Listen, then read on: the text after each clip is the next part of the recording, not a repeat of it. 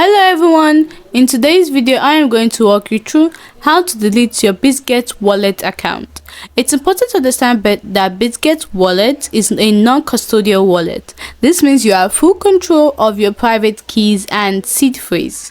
Therefore, there isn't a traditional account to delete in the same way as a centralized exchange. Here's a breakdown of what you can do to effectively remove or stop using your Bitget wallet. First of all, the most basic step is to uninstall the Bitget wallet app from your mobile device. This removes the app and its data from your device.